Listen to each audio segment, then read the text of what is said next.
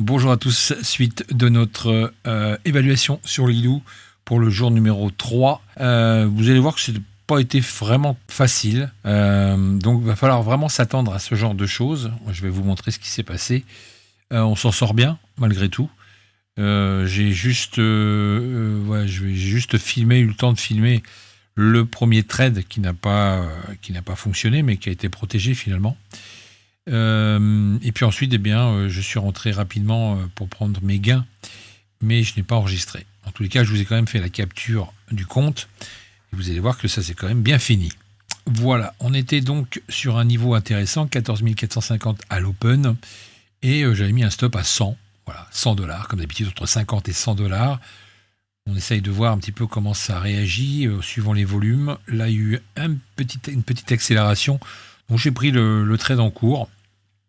Et puis j'ai protégé très rapidement parce que vu qu'on a eu une accélération et ensuite ça s'est mis à stagner un petit peu plus juste après, donc j'ai préféré remonter mon stop. Tant pis si je me fais sortir ou si je prends 30 balles, mais en tous les cas on va voir ce que ça a donné.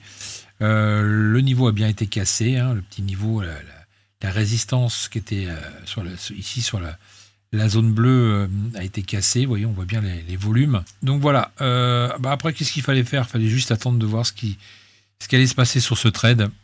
Alors comme d'habitude, je remonte jusqu'à la mèche, la dernière mèche, pour pouvoir maximiser mes gains. Et puis prendre un pourboire. Vous allez voir que c'est vraiment un pourboire que j'ai pris, puisque là on est quand même sur du 14 balles, donc c'est que dalle. Mais là, vous voyez, le marché n'a pas de jus, il se retourne. Donc déjà, c'était compliqué de rentrer. Donc, vous voyez, je finis à 8,38. On n'est pas en négatif, mais bon, c'est pas le trade rêvé. Mais ça, c'est le genre de situation que vous allez souvent retrouver sur les indices, parce qu'il n'y a pas tout le temps de la volatilité, sauf à certaines heures.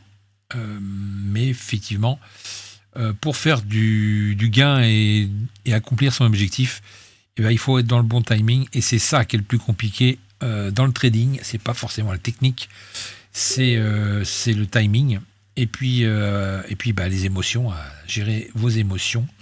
On voit bien ici en 15 minutes que moi j'attendais un niveau de rebond ici, ça aurait été plus favorable pour prendre un trade à l'achat, mais ça n'a pas eu lieu.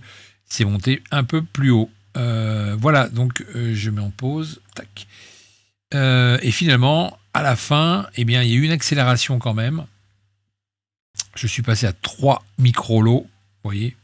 Et puis, juste à cet endroit-là, j'ai pris ce que j'avais besoin de prendre. Malgré tout, je suis quand même monté à 232, vous voyez. Puis bon, avec les frais, avec les frais, voilà, ça nous donne 184 balles net, ce qui nous donne quand même un résultat positif. Donc comme on doit faire entre 75 et 150, on est dedans, on est dans la fourchette, donc c'est très bien pour ce jour numéro 3. Mais voilà, c'est ce genre de choses que vous allez retrouver régulièrement sur les marchés. Vous croyez que ça part et ça part pas, et vous êtes à attendre, et quand ça part, il faut être dedans.